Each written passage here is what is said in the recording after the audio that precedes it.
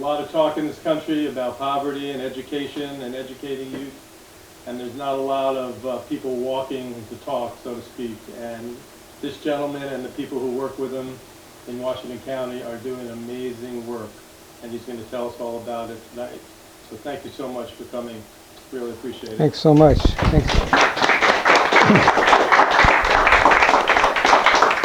Thank you. Thanks so much, Warren, Scott, Carol, Nancy. First of all, I want to make sure, I know I've got a couple of people that need me to speak up, so I'm going to do that. Any other needs I ought to be paying attention to in terms of anything? I think in terms of hearing, we're all set. Can you hear okay? No? You're better off. It would help me a little bit to know who's here, and what brought you to this talk, whether you just subscribe and come to every one, or whether there's a particular interest you have. And so if I could just have a quick once around, I do want to acknowledge that Richard Ackerman is here. Richard is and his wife Bobby, and Richard in particular I met through Parker Palmer's Courage to Teach work.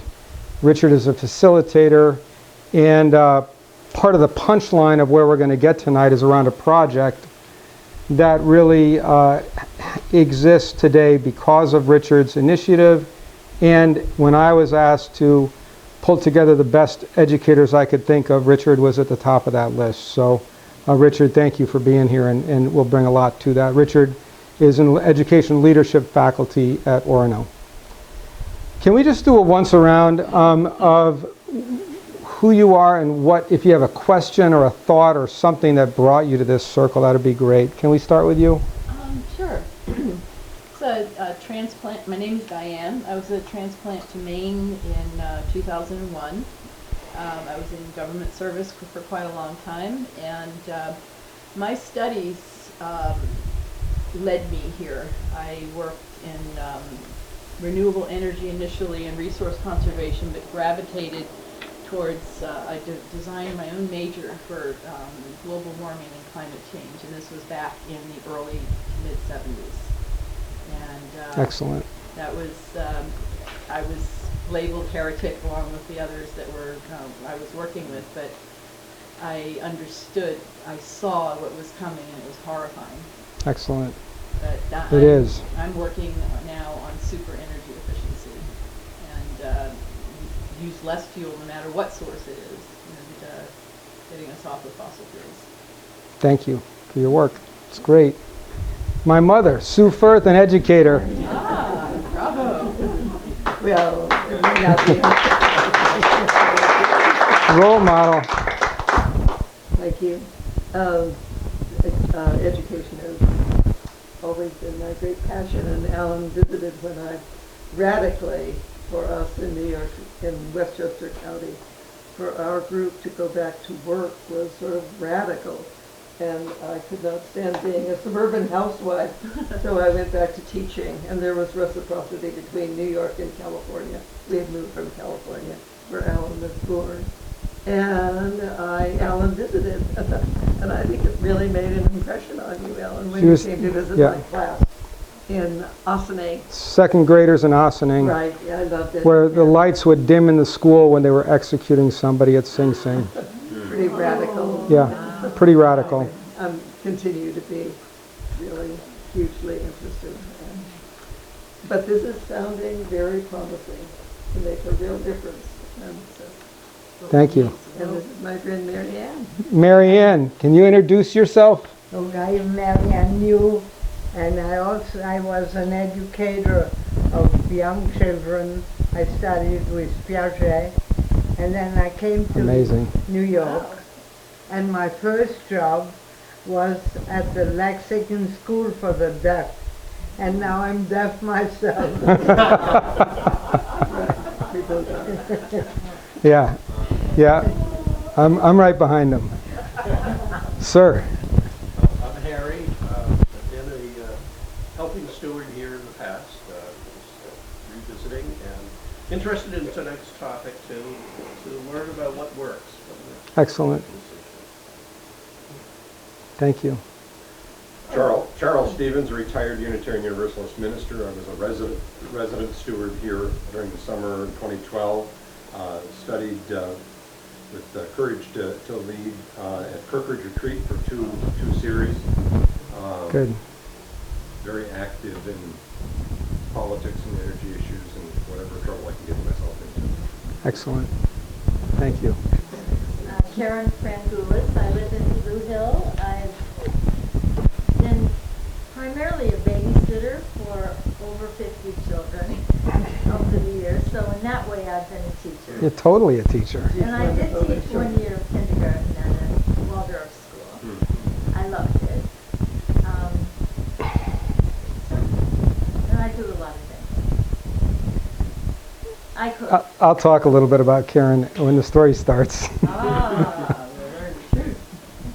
Thank you for coming. My name is Bobby Ackerman, and I'm a reading teacher. We live here in Brooksville, and I see children in our home using our horses and goats, as well as reading practice. Thanks so much for being here. I'm Richard Ackerman. I'm an old friend of Alan's and a great friend of this work. I've been reading that quote again and again, Alan. If there should be any peace or reason, we have to create it in our own hearts and homes and in these places we call schools. That's the place we have to create it. Great to be here. So glad you're here. Thank you. Chris. My name is Chris Morrison, resident steward.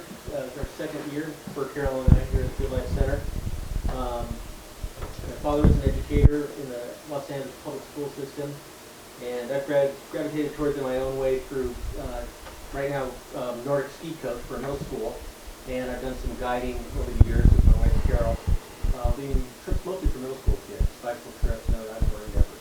So I'm excited to hear what my work is. It's where kids come to life. Yeah. Yep. And I'm Carol, the other steward here along with Chris, and I was going to be a teacher. That was my intention when I was in college. I'm going to be a social studies teacher, and I ended up going into a substitute teacher for a year at a few different schools in the Portland area. I have to say I became so disenchanted with the public school system that it was very sad. I saw teachers who were really unhappy and complaining about being teachers, and at the same time I started working at LL Bean and got interested in outdoor pursuits and became more of an outdoor educator. And Chris and I, like you said, led trips with kids really outdoors, taught them how to camp and cook and do all the responsible things you should do when you're a good outdoor steward. More how my teaching blossomed. Beautiful. Yeah. Thank you. I'm Sir. David. My mom was a public school teacher in Pennsylvania and a proud union member, and I really missed it. Awesome. Thanks for being here, David. My name is Megan, and I live straight across the street, and I like to come to these, and I like that man said, I want to hear optimistic things that this work. What I didn't know is that I was stepping into a bunch of companions. I have been a courage facilitator since the beginning of the program in 1998. Good for you. So I didn't realize I was stepping into that, so that's what it is. Good for you. And I'm over it. My name is Annie. I live up the street. I have been an educator for a good part of my career life. I'm retired now. I work mostly in Quaker and Waldorf education. So I have those sorts of perspectives. Come on in. Worked 1 year in public school.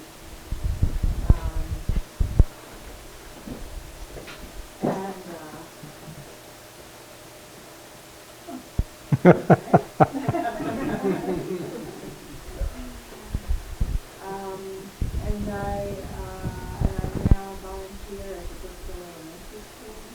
We have a reading program after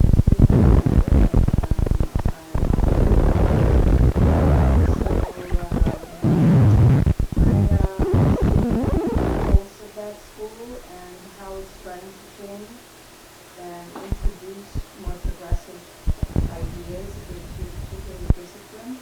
And management in the classroom that's benign and supportive instead of punitive.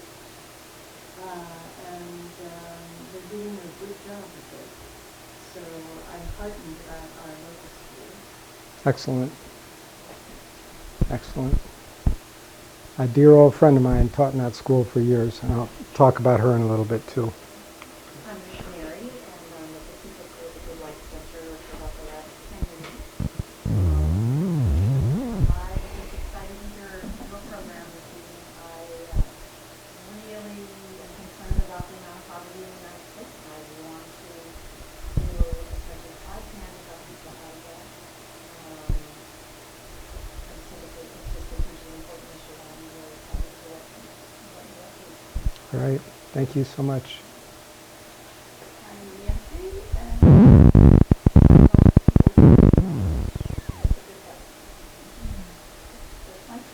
They're a cornerstone of this place in every way. I'm Warren Berkowitz, manager of the Good Life Center. Had an almost 50-year career in public education. Most emphasis was on students with disabilities. And I'm retired now and loving it. And very honored to have Alan speaking here today. Okay. And I do have a question, Warren. You're going to have to help me, and I guess really everybody has to help me with this. We're already halfway through the show, so this was really helpful for me. Thank you. No, I really do want to know, what time are we like pulling the curtain on this? Is it 7 o'clock, or is it 7:30, or is it 7:15? So we started at 7, so a little after 7 tonight. So you can Or go 8, as long as you'd like. 8 or 8:30. What I... Yes, thank you. What was the question? The question is, who are you and what brought you to this, if there's anything connected to education, or what is there a question or a thought or something that connects you to the topic of education and access to quality education? Well, my name is Bruce Gordon, and I'm a neighbor down the road. Yeah. I'm a summer person, basically, a Yeah. little more than the summer. And I just read about what you're doing in down East Maine, and I thought it sounded really remarkable. I'm extremely interested in value education, a great deal. Great. So I'm not highly educated myself, but It's all right. It's all right. We got it. Yeah. Yeah, you've got a lot of education under the belt. All right. Well, this is a circle of educators. I wanted to bring, before we get into sort of my story and then where we go with the Learning Center, to a couple of other educators, and I don't know if you know these folks. One is Bill Bonyon. Bill Bonyon is a folk singer in 1950s. He was the singer on the green at Sturbridge Village. He was an educator, a 5th grade teacher, and when he was 70 and I was 24, he was looking for an apprentice about opening heart. One of the things Richard talked about is heart. It's sort of going to be a common theme here, the foundational part of what we're doing. And Bill was all heart, and what he believed was that singing and storylines, the traditional arts and understanding where they fit in our world, was one of the portals to heart. Jan Harman, who passed away in '93, how many people had a Limelighters record when you were a kid? And if you had Through Children's Eyes and listened to the song Lollipop Tree, she wrote that song when she was 13. It was the only song she ever sold, and she sold it to the Limelighters, and they did what they did. She wrote the most amazing songs, and including this song, which is on the screen, and you probably can't see it, or if you can, you have better eyes than I do. And this song was written by her for Bill, not because he was going to die, which he did, but because he did sing to everybody. And so it was his song to sing to everybody. And in my life as an educator, music has been an important circle in sort of everything I do. As a community member, it's very important for our community in Down East Maine, up in Washington County. And I wanted to start singing this song that a dear old friend wrote for another dear old friend for the planet. And one of the reasons I brought it here is because I think the Nearings would have loved this song. I really do. And I wanted to go sing it for Pete Seeger, but he died before I could sing it for him. And so the chorus for this song goes like this. Let us sing, come and sing every old song you know. Though the singer may come and the singer may go, the song will shine on like a light from a star. So let's light up this dark with our singing. Let's try it again. Let us sing, come and sing every old song you know. Though the singer may come and the singer may go, the song will shine on like a light from a star. So let's light up this dark with our singing. Brothers and sisters, I turn now to you. Let us lay down our fears. There's much work to do. Together, without suspicion and hate, we can save us a world while the talkers debate. Let us sing, come and sing every old song you know. Though the singer may come and the singer may go, the song will shine on like a light from a star. So let's light up this dark with our singing. Brothers and sisters, can we trust our fate to the ones with the power to negotiate?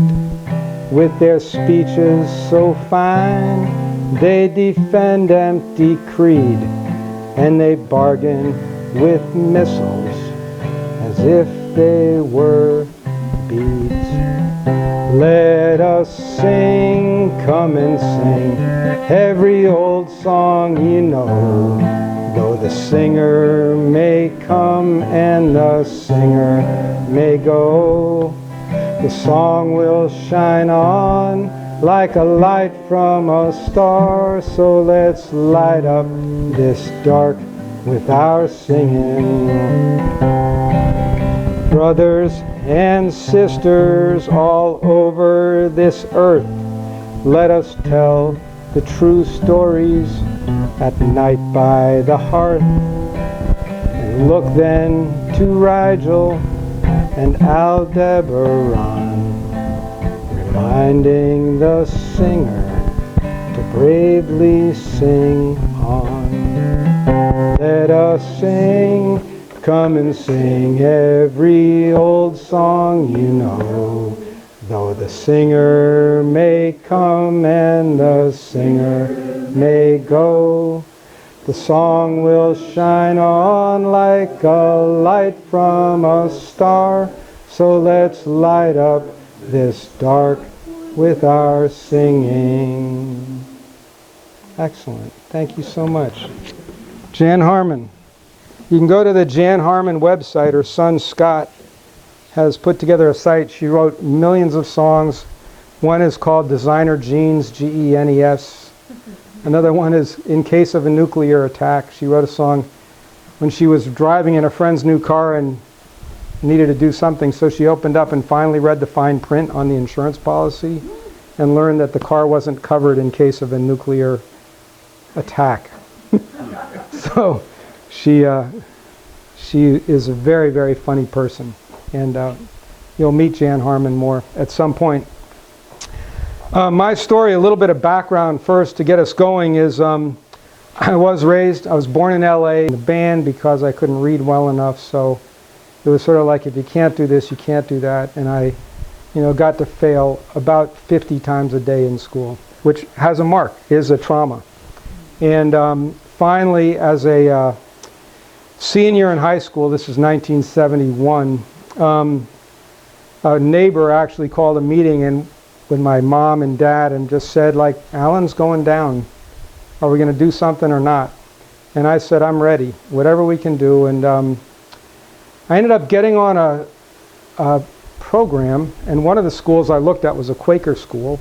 But I ended up going to this little traveling school called the Trailside Country School. And I got on a bus with 20 kids as a senior without really knowing how to read very well at all, not writing. All I could write was, I hate writing, I can't do it. And I got on this bus and traveled around the country in a group about this size. There was about 20 people. We slept out every night. We sang every night. By the end of that year, I knew by heart probably 400 American folk songs. And they've carried, been good company through this day and really taught me that I could learn. And I remember teaching myself how to read, because we did have to read some, and I would read out loud with a dictionary by my side. Things like 36 Children, Death at an Early Age, Freedom to Learn, Pagoo, all these books about things that I was actually interested in. An interesting story for me is, as we were driving out here, a black bear, a young cub, was cruising along the side of the road and then sauntered really into the woods. It was more playing than anything. And after I came out of that program, I was going to be a biologist, and I was going to be a bear biologist. I went to school in the Smokies, but I kept, because I'd had no access to learning in the school except learning about how much I couldn't measure up, and being excluded from everything I really wanted to do, which I might have been good at. And then learning in this most profound experiential way, it just set up this world of asking, like this question that drove my career, which was, why does it work for some people and not others? And how can we figure out a way to make it work for everybody? We ought to be able to do it. So even though I was going to be a bear biologist in the Smoky Mountains, I ended up finding myself in the Alcoa, Tennessee special ed classroom working with little elementary school kids who were being treated by teachers with behavior mod, literally M&Ms, if you can do this right. And it was a nightmare for these kids, but they were beautiful. And even though I might have had the same reaction to school, like, I hate this so much, I couldn't get out of it. And I stayed in it. And actually was on my way to New Mexico when my first wife's mom, who was from Brewer, Maine, wanted to come home. We ended up in Blue Hill, and so from 74 to 76, we lived in this area. And I do have to tell you that one of my first jobs as a 19-year-old with a little kid on the way was helping to tear down the Callahan mine and ship it up to Canada with the raunchiest, most horrible crew I've ever worked with in my life. They literally ate raw pork chops and drank fuel for lunch. I could tell you stories until way after dark about tearing down the Callahan mine. But the other thing I did, because we didn't know it was a Superfund site, is I was working with Bob Mant, raising beautiful high-end restaurant-size, single-serving coho salmon for the Boston high-end restaurants.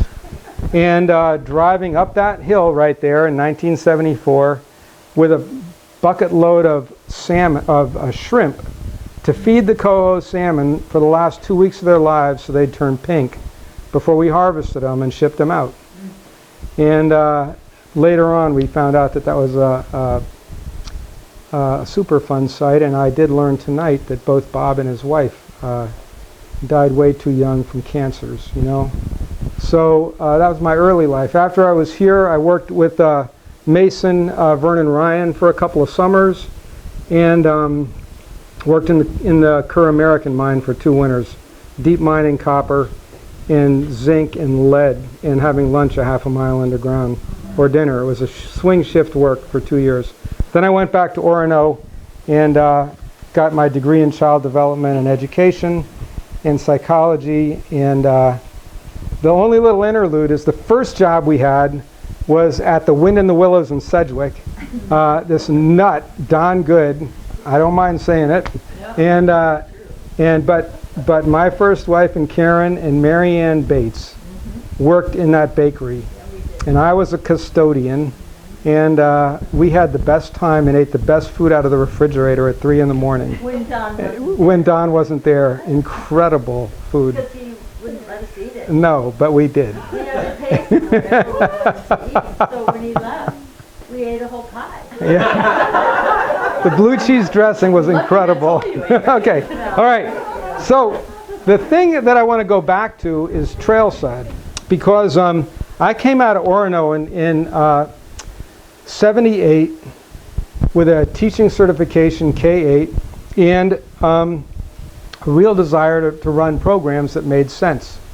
And this Trailside Country School had moved from Vermont to Washington County, Maine, on the shores of Strait Bay. They had 100 acres there, and they would take kids all over the country, just like they did, but they were kids from, you know, upper middle class families to upper class families who had this extraordinary opportunity to go all over the planet, camping, being dirty, loving environmentalism, singing songs at night around the campfire.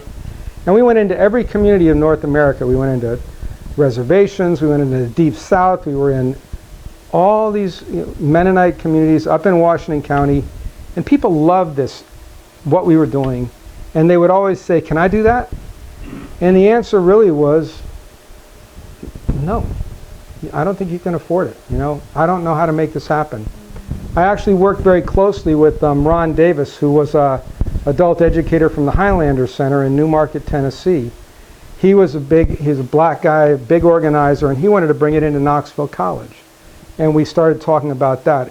We're still in contact, but it never landed there. What happened is I got invited to come teach with this school running summer programs, and I needed a job. So I applied to the Lubeck School and got a job teaching 5th grade in Lubeck. In 1978, I had 27 kids in my classroom. I had 5 5th graders who were 15 years old. Do the math and figure out how many times those kids failed 5th grade or 4th or 3rd or 2nd in order to manage to be 15 years old in the 5th grade. And I had one kid on one of the standardized tests, math, who scored over the 50th percentile on a California aptitude test. Every other kid was somewhere between lowest double digits in the low teens to 20s or 30 percentile, but way down there. And probably a quarter of those kids were dead 20 years ago. And they died from drugs, they died from suicide, they died from wrapping a car around a tree, they died when their boat went over in Cobscook Bay. They died. And what we identify in this region is death which is literal, which we count way too much of, and then spiritual, because you can watch the lights go out as these kids are marched into the room because they don't act right, or you can see the parting glass between one set of families who for generations have made it through the system, and they're always on the honor roll, and they're always, you know, taking the lunch countdown to the principal or doing whatever honor happens. And then there's this other part of our community where if you have this particular last name, as soon as you walk in the door, the teachers are braced and looking for your misstep because they know it's coming.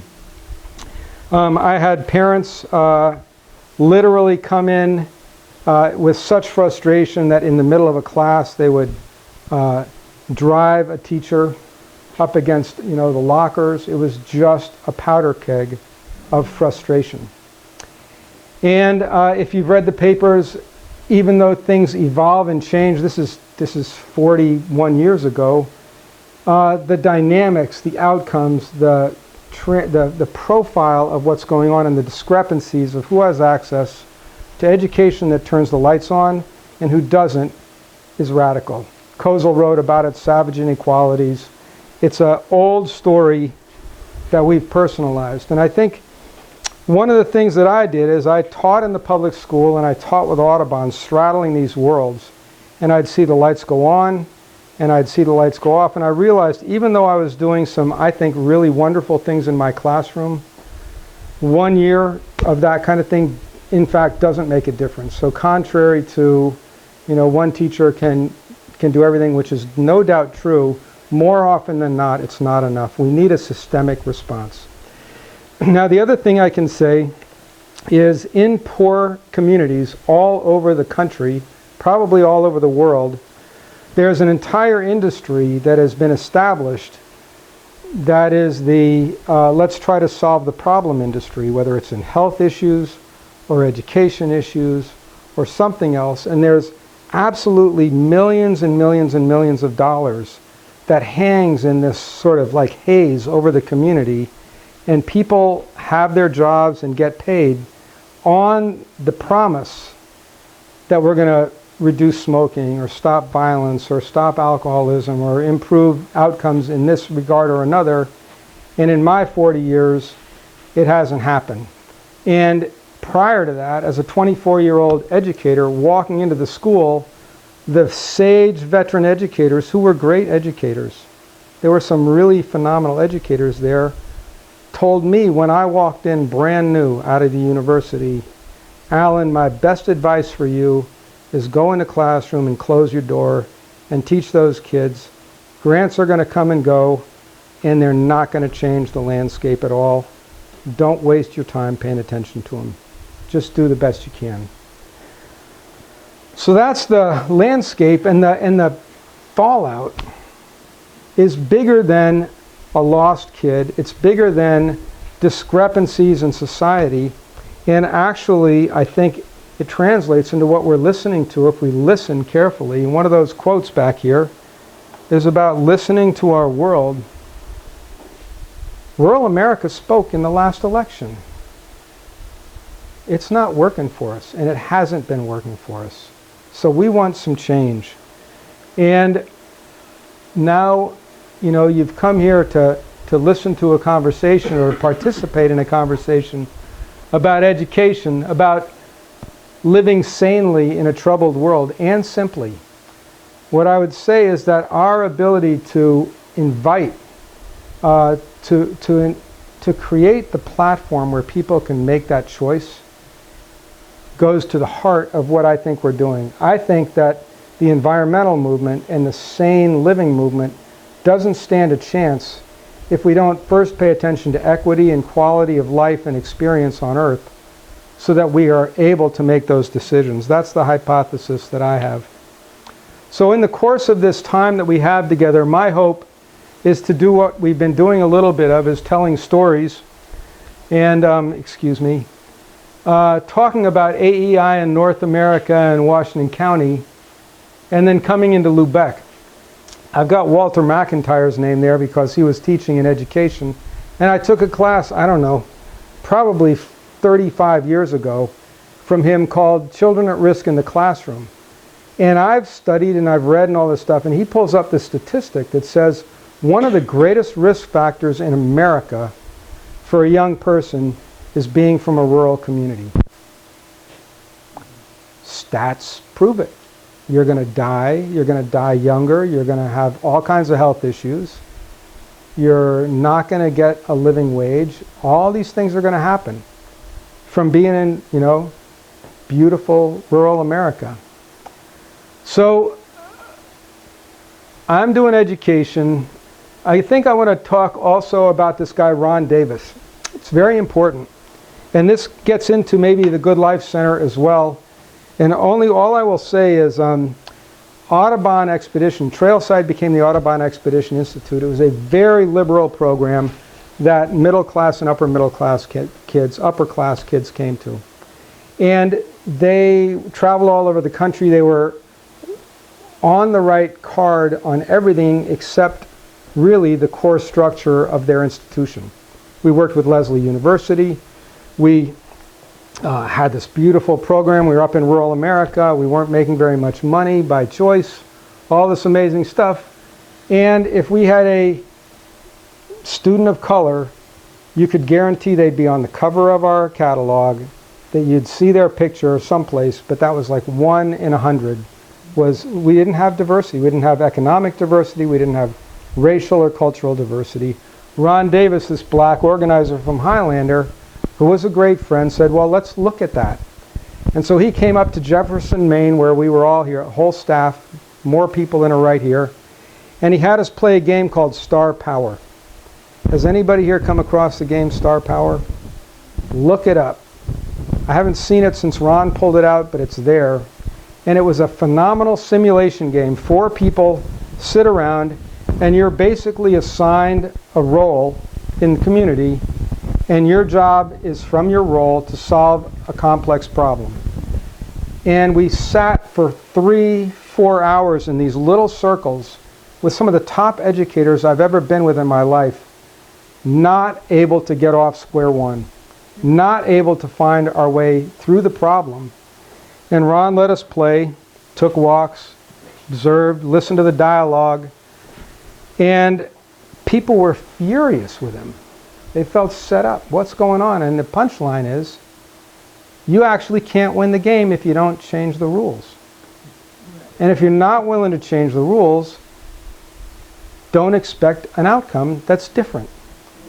And people were furious. And when it came to Audubon Expedition Institute and its decision about whether to give over at the leadership level first, to invite in adequate numbers of cultural and racial and economic diversity, what they were doing really was giving up the program to something that it would become that would be different than what they had worked so hard to create and sustain over these years.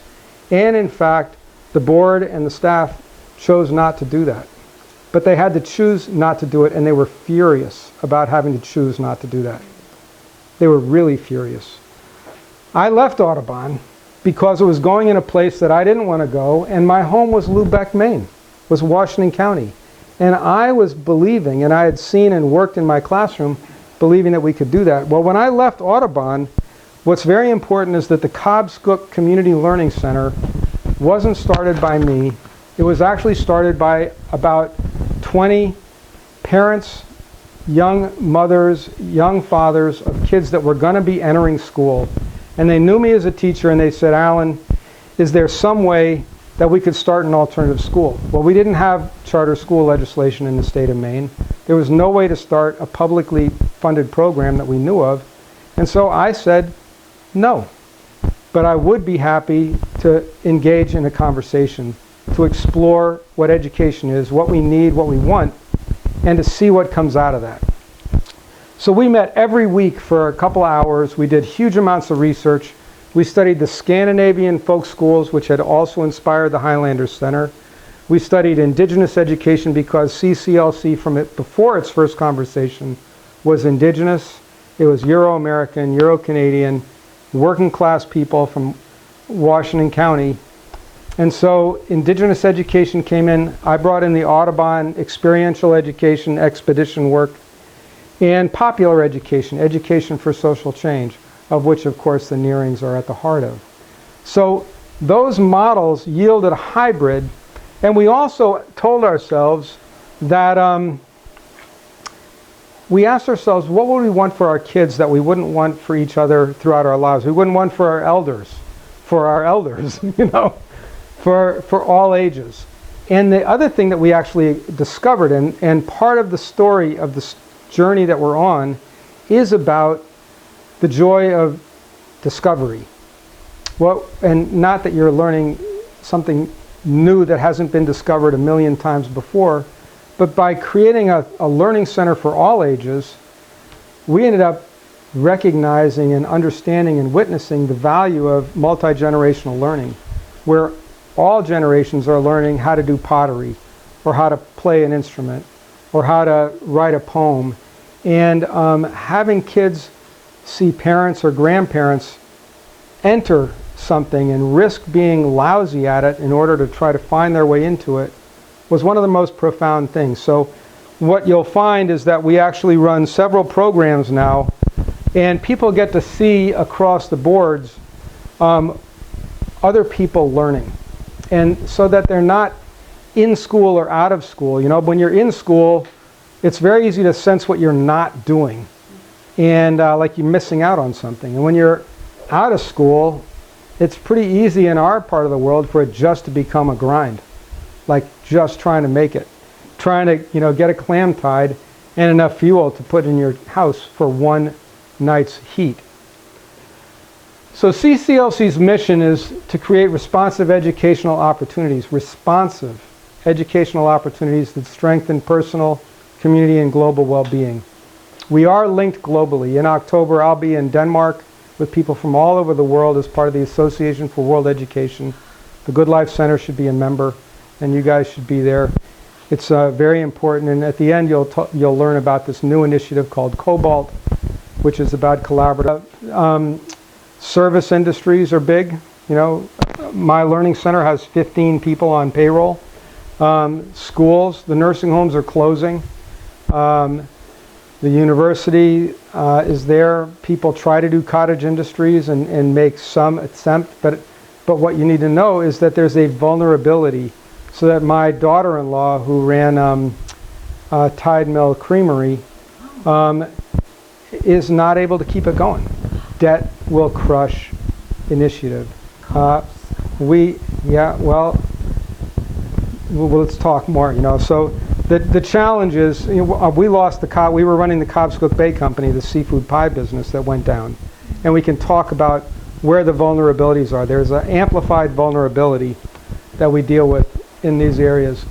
This was the outcome, and I know you can't see it, but if you go to our website, this basically said that these are facets from local global exchange, so that we understand as we live in Cobscook Bay region, the rest of the world through real relationship and dialogue. And so we've been doing that. Celebrations, meeting spaces, lodges for intensive residencies. We decided we would augment the school and support them rather than try to create another school. We decided we'd do things that support them: technology, adult ed, indigenous ed. We have pottery studios and weaving spaces. It's a really profoundly beautiful place. It's taken us 20 years to put it together, and we just put the last nail in this spring. So we're well-established environment. We now run 3 divisions, and I'm going to talk about the third. The first one is Cobscook Experiential Programs. It's basically gives kids in 8th through 12th grade fully accredited public school programming. These are kids enroll in the CALA school. They come to us every day. We take them canoeing on expeditions. They go to Washington. They go to Philly. They go to Cape Cod. It's a game changer for kids. There are definitely kids that are alive today that would not have been alive if they had not been in this program. But more than that, it's a vibrant, powerful learning opportunity where kids learn. And so that's one piece, but it's, you know, it'll max out at like 20 kids. So that's, unless we can replicate it in other places. You know, and I do, by the way, we get tuition dollars from CALUS. So CALUS gives us 80% of every tuition dollar they get. But we have to raise $1.50 for every tuition dollar we get. So we have, thankfully, I keep hitting this microphone. We have philanthropists that like this program. This is an easy program to like, and so they get behind it every year, and we drive it. Retreats and community programs. We wanted to place Mary Belenke. How many people know Mary's work, Women's Ways of Knowing, a tradition that has no names? She's a great friend of ours, and she coined the term community home place. CCLC is identified, especially where isolation can be so profoundly deadly in an area like Washington County, a community home place that's safe, that's healthy, that is inviting, is a really big asset. And so people feel at home in this environment. And it gets utilized by culture and community all the time. It's our Monday night music circle, field trip site, a community pizza and music night. This is the Don Furth Memorial Amphitheater with great musicians in there in a beautiful sculpted amphitheater. Susan Barrett Merrill, who I'd hoped could make it tonight, put an earth loom up there. She's come and taught with us before as an old friend. David Moses Bridges, when he was still alive and well, did a birch bark canoe there. Hundreds of people came in. And again, just a slide that shows multi-gen learning. These folks are studying. This guy, I'm trying to figure out how to use the pointer. This guy is David Goulder. He's a friend of Ann Dodson and Gordon Bach. He's one of the best. He certifies Scottish stone wall, dry stone wall masons. I know we've got a stone wall mason in your ranks somewhere. I read about it on your webpage. Yeah, so this guy taught stone masonry to all these folks, from school-age kids to elders to professional stonemasons, and they put their walls up. Tree. Transforming rural experience in education. So we're always asking the question, like, how do we create systemic change in the schools? Instead of having to augment or go around with a net, be the catcher in the rye, what are we going to do to change the system? And Richard actually is responsible for this because he is part of a family. His sister is a child psychiatrist specializing in trauma in children, who is really a world-class thinker and doer. And Richard, in 2012, introduced me to Pam. And it was a game changer for me, because my question always is, how can we do this? Pam was doing something that I didn't think could be done. She had founded, if I can tell, and you can correct this story, please, Richard, but Richard introduced us, and basically, the words to me were, I want to introduce you to my sister because maybe you guys can get into some trouble together. And Pam is in a totally, more than 1 or 2 or 3 leagues out of my league. But she's one of the most profound people, and she took the time to talk to me on the phone. And she started a program called Turnaround for Children in New York City. And she did it after 9/11. Where Stu Kestenbaum's brother died. And what she did is she was hired by the school board of New York City to go into every school in the city and appraise the impact of that trauma on the school kids in New York City. And as she got into the poorer and poorer communities, she was witnessing chaos. And what she and her team identified was that the chaos they were seeing was related to trauma that totally eclipsed anything from 9/11, which was just associated with day-to-day life and the accumulation of circumstance in people's lives. And she went beyond that because she had access to the best brain science of the day, to the best thinkers of the day, I would say. She went beyond that, and she and her team basically said, we think we know how to address this, and we would like to work in these schools. And Richard can fill in the detail on that, I'm sure, but the punchline is she started this program where she brought in what she described as a system of relentless supports to address the 15 or 20% of the acute trauma that was entering that school every day, with supports, with understanding, listening. Listening was one of the first words on this document. And then making access to the best science and the best knowledge and the resources it would take to help mitigate those and reduce the issues there.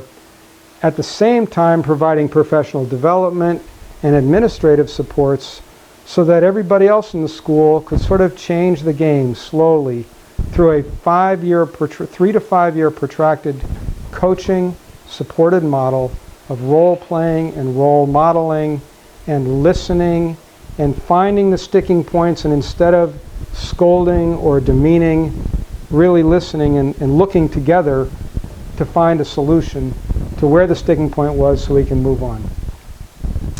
She talked to me about this model, and I said, Pam, remember, I'm a rural educator now. I've been in rural America since I was 20 years old. And one of the things that we learned from Vicki Iben, this educator, is 99%, maybe 99.9% of the research dollars, research that's happening, writing, is all about urban education. And then we extrapolate that and apply it broadly across America. And I said, Pam, who was talking to Arnie Duncan, she's talking to all these people at the federal level, said, if you're looking to influence and inform federal policy, we have to try this thing in rural America. And she said, if you can assemble the best team you can you can have whatever we've done and make this your own. Make it rural. Richard was the first call I made. Vera Francis, Wayne Newell, Marjorie Withers, Ben Williams, Vicki Iben. That team was the team that coalesced in 2013 to create Transforming Rural Experience in Education. And it was a long, drawn-out deal, but at this point, we are in 2 public schools, and we have affiliates in California. Pescadero and Bayshore, California, are now formal thought partners, building off of what we've done.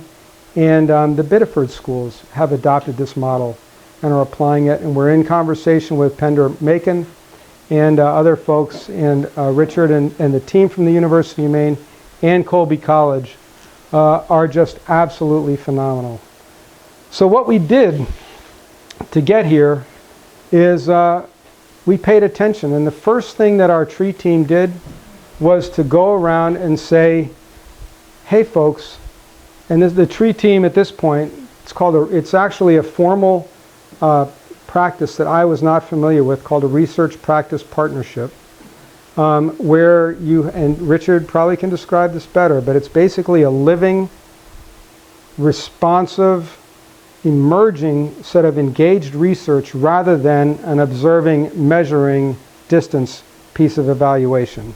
So this is all like, what's working, let's do it, let's understand it. This is immersed, engaged teaching and learning. So we basically, this came from Pam. Instead of asking kids to beat the odds, let's change the odds so that kids make it. Let's change the odds so that every kid can learn. That's what I was driving for my whole life without knowing how to do it. When we met, when you came in, I said, I really think we have the keys to the highway for this thing.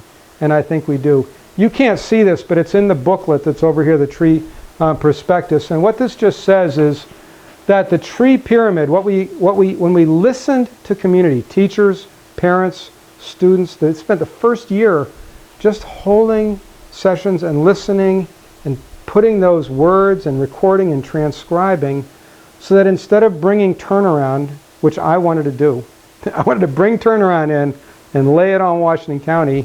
Richard said, I don't think you can do that. Other people did too. And in the end, we didn't. What we did is we took this incredible model for its wisdom and put it there, and then went and had conversation with everyone in our community. Tribal communities, Euro-American communities, parents, everybody listened, and then went back and said, okay, what are we hearing and how are we going to do it? And so our response, which is very similar to turnaround, but in some ways it doesn't matter. It's what we have is working. It's absolutely inspired by turnaround. There are pieces of it that you would recognize absolutely. So what we're doing is we're improving instruction and leadership. So we do put somebody in the schools for 3 to 5 years, a resource coach from the community, not me coming in, not somebody else coming in. The schools that we were working with have actually chosen a person to be a resource coach, to be trained and to guide themselves. We're offering professional development. We're going to talk about ACEs, Adverse Child Experiences, in a minute. We're supporting student development through student-empowered social emotional learning. We've added, our researchers through the RPP have added and now coined, and there's a paper here describing that SEL actually is not a trauma-informed practice necessarily, but student-empowered social emotional learning is, and there's a difference you can learn about. Basic needs. We live in Maine. It's cold. It's wet. It's sloppy outside for most of the school year, and if you don't have warm clothes and it's time for recess, what are you going to want to do? You don't want to go outside. You don't want to be out there. You can't be out there. Or if you have a health issue and you have incontinence, you pee your pants in the middle of school. Isn't that like the worst traumatic experience you can have? We've done some basic things like bottle washer and dryer for every school that we're in. So that, and we have clothes. We have an entire bank of clothes. We have warm clothes for every kid that would need it. And laundry. We can do the whole thing. We have a food bank in every school, and they've gone from it being an external thing to something that's just a part of it. If you're hungry, you go get something to eat. Take care of yourself, and everybody does it. So meeting basic needs and community engagement. The other thing that we have done is, and this around basic needs, is in Washington County, the distance between things is, it's like in a gaseous state. You know, it's a lot of space between entities. And to get to mental health, if you could get to it, if you could afford it, if you could get main care, you might have to drive an hour or more to get to mental health services in a car that may not work very well. And if in fact, you know, and so the waiting list for mental health services through the conventional models was up to over a year waiting list. So you've got an acute need, you're going to wait a year before we can see you.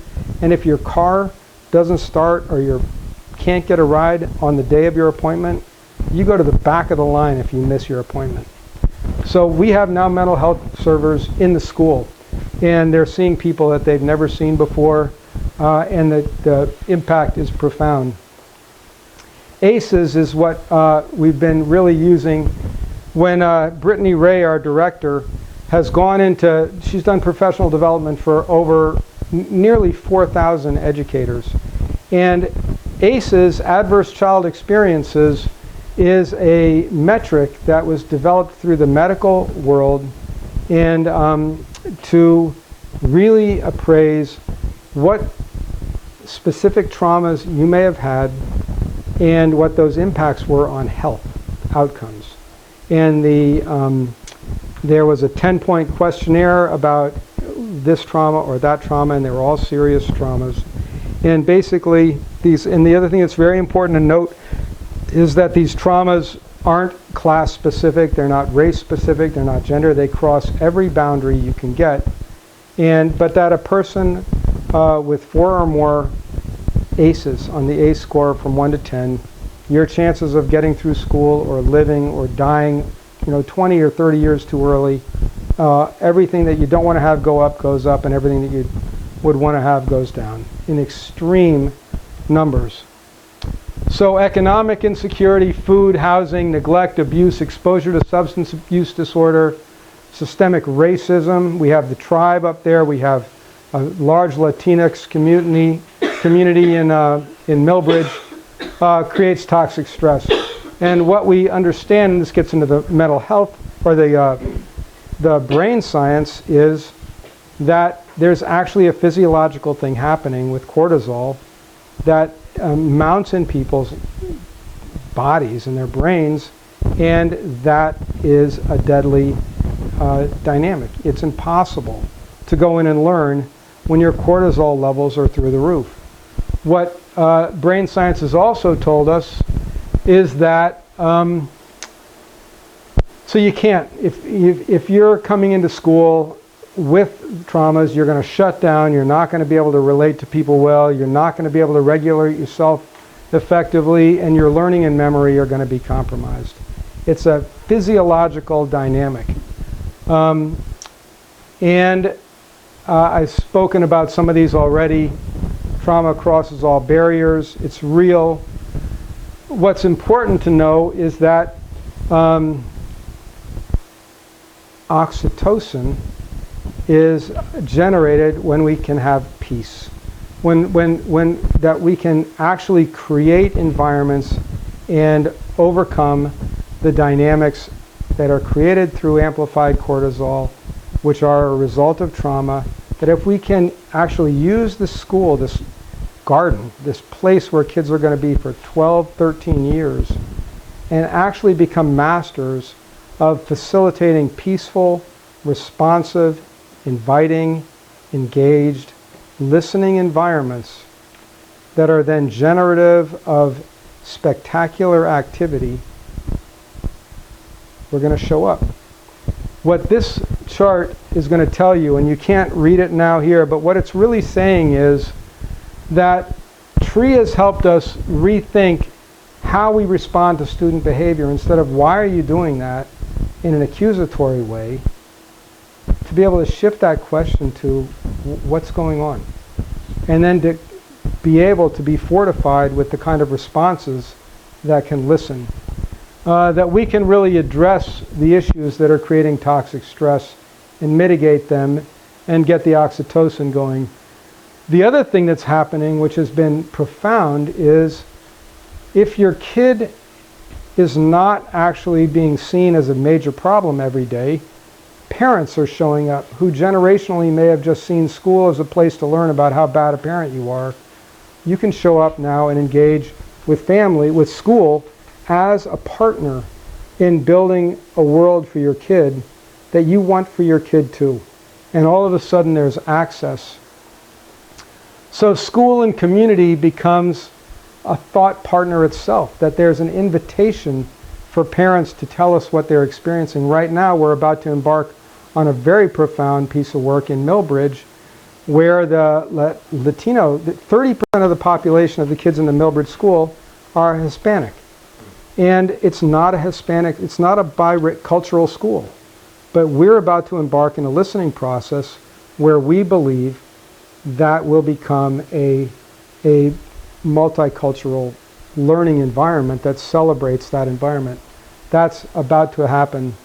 And then rethinking the role of student voice. And this is probably the most profound thing. This little kid, one of the things that we've done, this is the launch into the social, student-empowered social emotional learning, is these kind of faces that you're going to see in these two slides are reflective of not just an anomaly or a good teacher or a good day. This is what the schools feel like. I've had educators who have been in schools all over the planet who have come to visit now the Millbridge School and say, Alan, I'm feeling something in that school that I haven't felt in any school I've been in.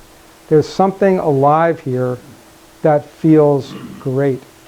And so what these folks did, and this is going to go back to the schools and whether you trust and can listen or whether you want to close down on stuff, they really listened to kids. And one of the things kids said is we need more time outside. And teachers, of course, have to teach to the test.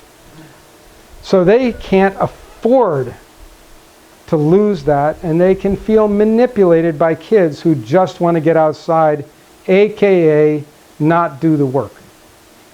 And what our team did was to listen to these kids, listen to the adults, not one or the other, but both, and look inward to the resources to basically find a way to turn outdoor time into a curriculum-aligned activities where kids are outside in the open air with all those basic needs of warm clothes and rain gear and everything else intact, and everybody's shoulders go down.